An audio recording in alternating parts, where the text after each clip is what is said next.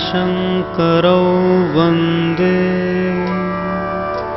श्रद्धा विश्वासरूपिणौ याभ्यां विना न पश्यन्ति सिद्धाः स्वान्तः स्थमीश्वरम्।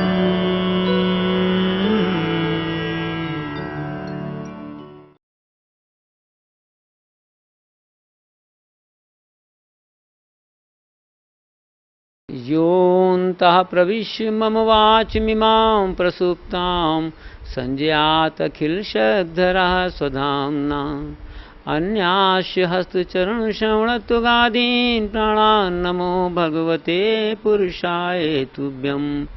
वन्दे बोधमयं नित्यं गुरुं शङ्कररूपिणं यमाश्रितो वक्रोऽपि चन्द्रः सर्वत्र वन्दते। श्री रामचरितमानस में जगत गुरु शिव के द्वारा जो मानस योग साधना दी गई, उसका एक मुख्य पार्ट ये है, सिद्धांत ये है कि भोजन से शक्ति का संबंध नहीं है। भोजन जो सारा प्राणधारी लेता है, मनुष्य लेता है, यह समझ कर लेता है कि भोजन से शक्ति आती है। लेकिन मानस का यह मानना है कि भोजन से शक्ति का संबंध नहीं है, ये केवल शरीर के निर्माण का तत्व है। जो शरीर में रोग हो रहा है उसका कारण मल का संचय हो जाना है। अगर ये मल शरीर से बाहर नहीं निकल पाया तो फिर कोई ना कोई रोग होने ही लग जाएगा। मॉडर्न मेडिकल साइंस कहती है कि जम्स थ्योरी है या सिम्टम्स होते हैं, उसके मुताबिक वो रोग का नाम देते हैं। लेकिन मानस के अनुसार मल का संचित हो जाना रोग का कारण है। और मल क्यों संचित हुआ है? क्योंकि आवश्यकता से अधिक मेहनत से पहले भोजन पेट में पहुंचाया गया है। 25 वर्ष तक शरीर का निर्माण होता है, 25 के बाद निर्माण नहीं है। 25 वर्ष के बाद यदि वही भोजन खाया गया जो 25 के पहले खाया जा रहा है तो फिर रोगों से मुक्ति भी संभव नहीं है। और 25 वर्ष के ऊपर जब बढ़ना बंद हो जाता है तब तो भोजन की मात्रा और कम कर देनी चाहिए, क्योंकि इसका जो कार्य है वो शरीर का निर्माण है। और निर्माण 25 वर्ष के बाद नहीं होता। जो भी चीज जब निर्मित होती है तो निर्माण की सामग्री अधिक चाहिए होती, और जब निर्मित हो जाती है तब क्या वही सामग्री चाहिए होती? ये तो कोई भी लेमैन बता देगा कि building material at the time of construction is much more than at the time of the repair and maintenance. जब कंस्ट्रक्शन हो चुका है तब बिल्डिंग मटेरियल इतना नहीं चाहिए जितना निर्माण के समय चाहिए। इसलिए 25 वर्ष तक जब शरीर का निर्माण हो रहा है तब तक तो भोजन की अधिक मात्रा चलेगी, लेकिन 25 वर्ष के बाद खाने की मात्रा को एकदम कम कर देना चाहिए। और स्लीप में चार्जिंग है। अगर ये उद्देश्य आपको स्पष्ट हो सके कि भोजन से शक्ति नहीं आती, नींद से शरीर चार्ज हो रहा है, आत्मा शक्ति का भंडार थी, उससे आपका कनेक्शन मिल रहा है, तब इसका प्रैक्टिकल इफेक्ट ये आएगा कि प्रातःकाल का ब्रेकफास्ट नहीं चाहिए, नाश्ता नहीं चाहिए। अर्थात जो भोजन की टाइमिंग्स हैं उनके ऊपर इफेक्ट आ जाएगा। पहले उद्देश्य है, फिर समय, पर्पस एंड देन टाइमिंग्स। तब यदि पर्पस क्लियर हो गया, स्पष्ट हो गया कि भोजन से शक्ति नहीं आती, तब फिर भोजन कब लेना चाहिए। जो लोग प्रातःकाल भोजन ले रहे हैं या तो हैवी ब्रेकफास्ट है या उनका सुबह का पूरा खाना ही हो जाता है, दाल भात रोटी सब्जी। ये जो खाकर काम पे जा रहे हैं ये तो बड़ी ही गंदी बात है। Worst of all eating habits is to eat anything in morning. सब मानवता की सबसे गंदी आदत है सुबह का नाश्ता। लेकिन मैं क्या बताऊं, जिन जिन देशों में जा रहा हूं और जिन जिन जातियों संप्रदाय के लोगों से बात कर रहा हूं, मुझे तो हैरानी होती है कि सुबह से सब लोग खा रहे हैं। पहले वर्क है, फिर फूड है, फिर रेस्ट है। Work is the biological justification for food. Sleep में बॉडी चार्ज हो गई है, इसलिए सुबह से खाने की आवश्यकता नहीं है। तब समय होना चाहिए, दोपहर तक कुछ नहीं। इसको कहते हैं आकाश तत्व। सुबह से इसलिए भी नहीं खाना है कि यदि खाने से ताकत का संबंध होता तो हजम होने के बाद ही तो ताकत आएगी ना। और हजम मिनटों में नहीं, घंटों में होता है। इसका अर्थ यह हुआ कि 9 बजे के लगभग खाया हुआ नाश्ता, जिसको आप कहते हैं नाश कर देने वाला, अगर ताकत होती तो 4-5 घंटे के बाद आनी चाहिए, अर्थात 1 बजे के लगभग।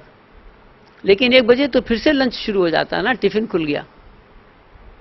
चाहे वो बिजनेसमैन हो, चाहे वो ऑफिसर क्लास हो, एग्जीक्यूटिव हो, चाहे वो जुडिशियल ऑफिसर हो, एनीबडी, सबका लंच का टाइम हो गया 1:30 से 2:30 और सबके टिफिन के डिब्बे खुल गए।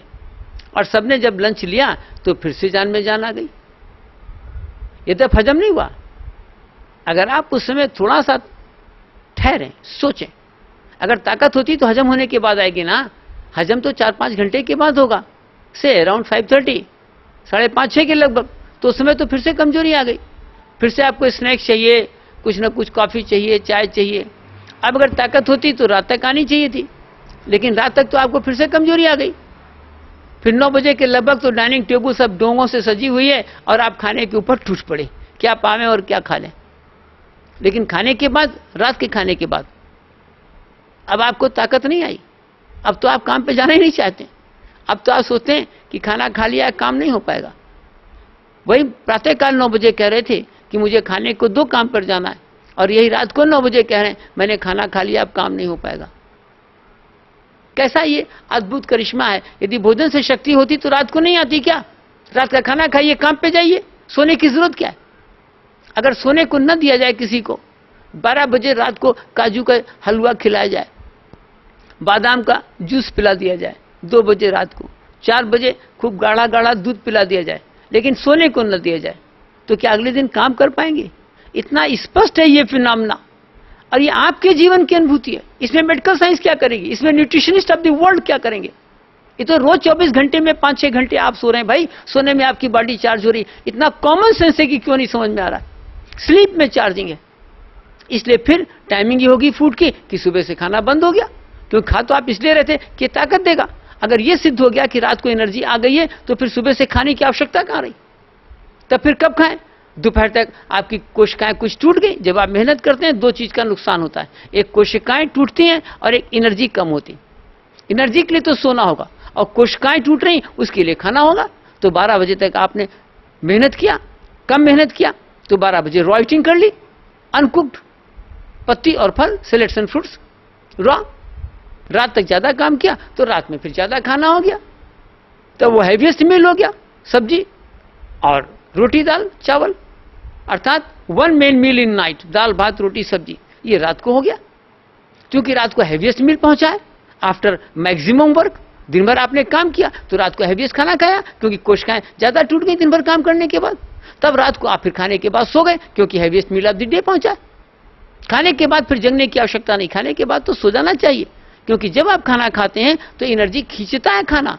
Every morsel of food is a tax on vital power, Edward Hooker Dewey कहते हैं, एमडी डॉक्टर।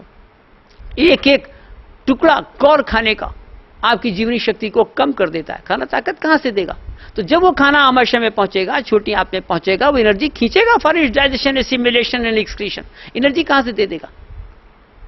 इसलिए रात को खाने के बाद आपको फिर सो जाना चाहिए, ताकि सारी एनर्जी जो रिमेनिंग है, जो एक्सटर्नल ऑर्गन्स पर बंद हो जाए, अर्थात आप देखें नहीं, सुने नहीं, बोले नहीं, हाथ पांव चले नहीं, अर्थात बाहरी ऑर्गन्स पर एनर्जी आपने रोक दी और अंदर के ऑर्गन्स काम कर ही रहे।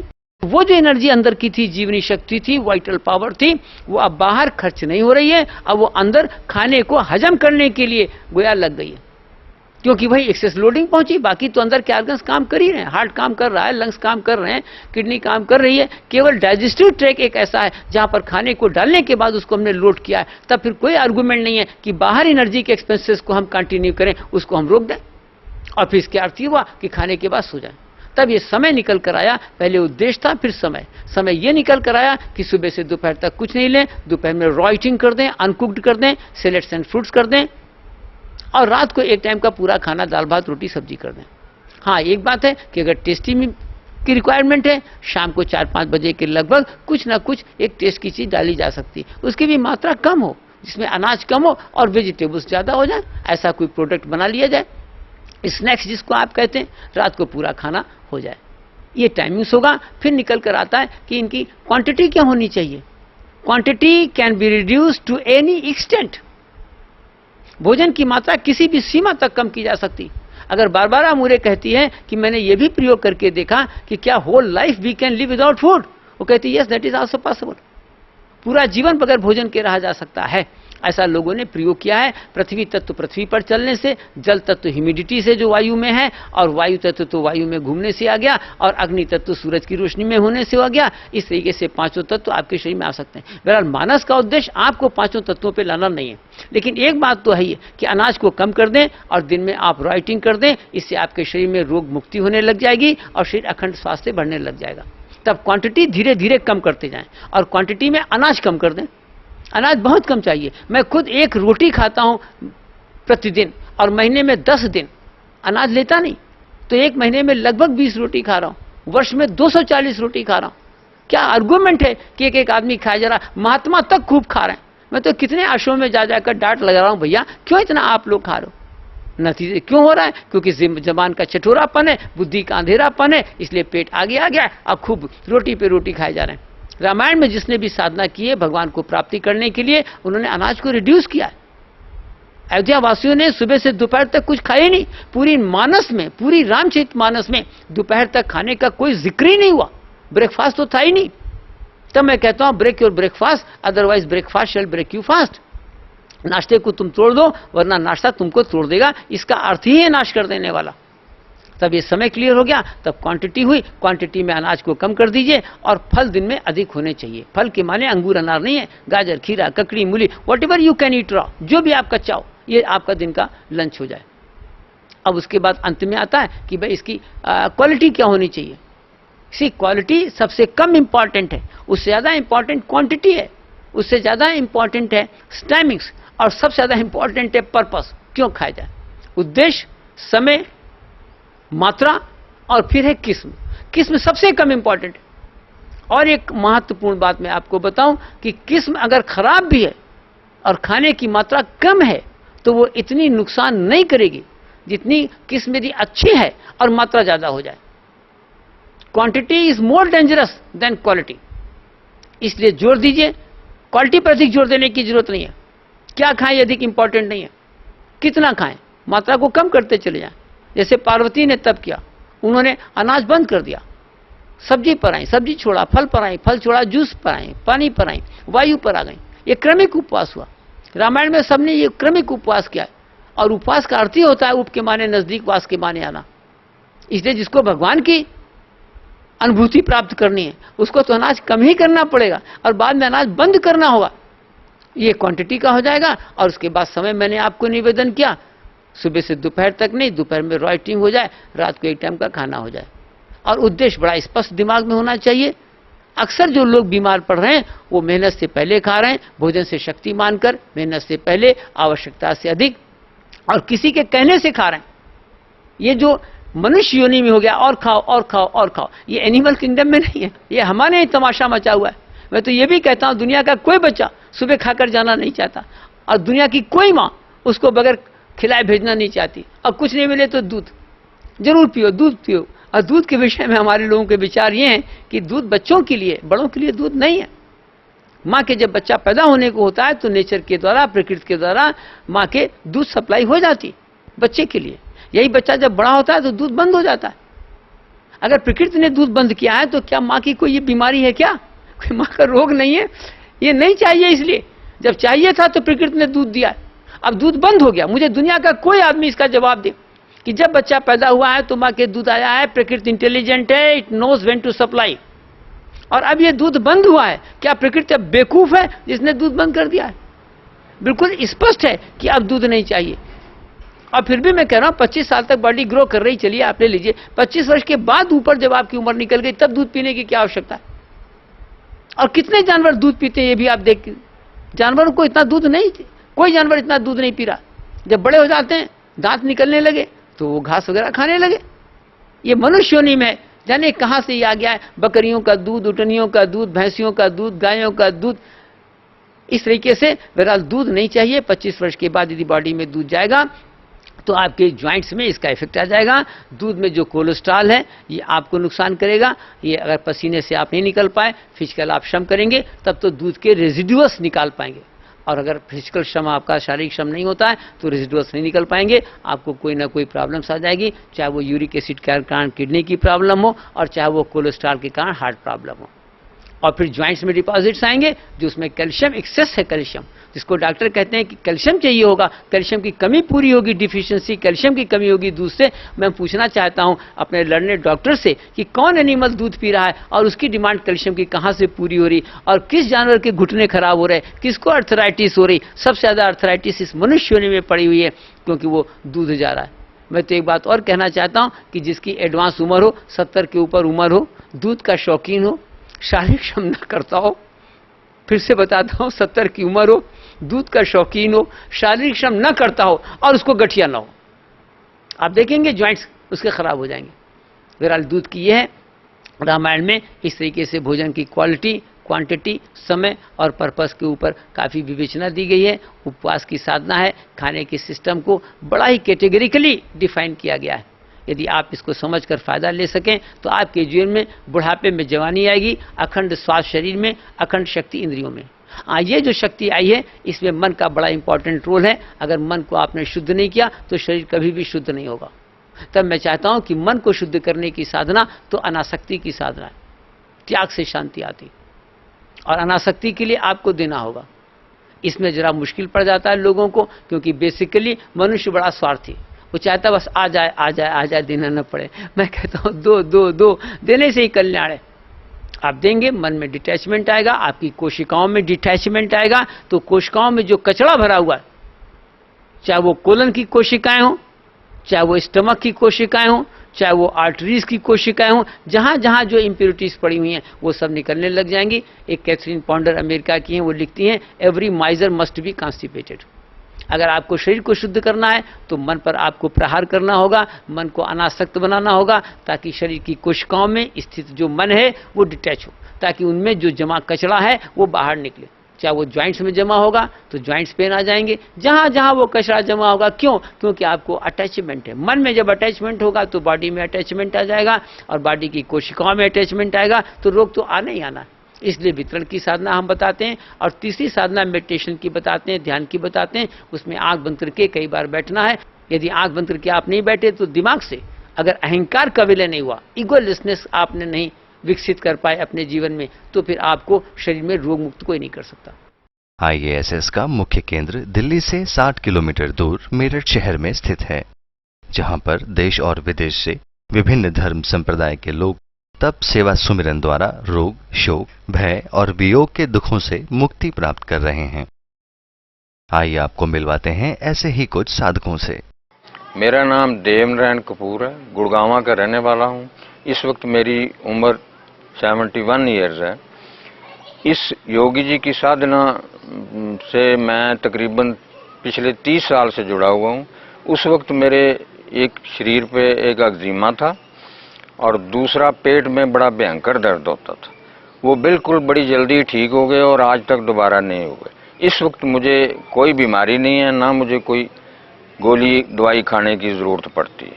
ये साधना खास तौर पे ओल्ड एज में तो बहुत ही अच्छी होती है।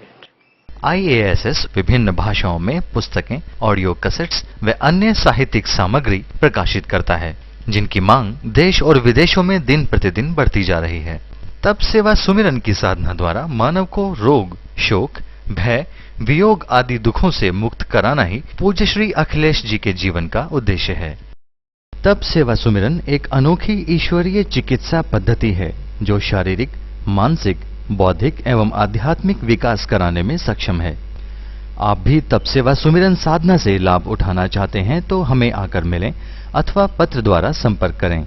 हमारा पता है IASS बद्री नारायण सेवाग्राम, छोटी पांचली, बागपत मार्ग, मेरठ, पिन कोड 250002, उत्तर प्रदेश। दूरभाष 0121 243 9032 and 243 9037, fax 243 9025. Email address iass@nda.vsnl.net.in. Website www.tab-seva-sumiran.com.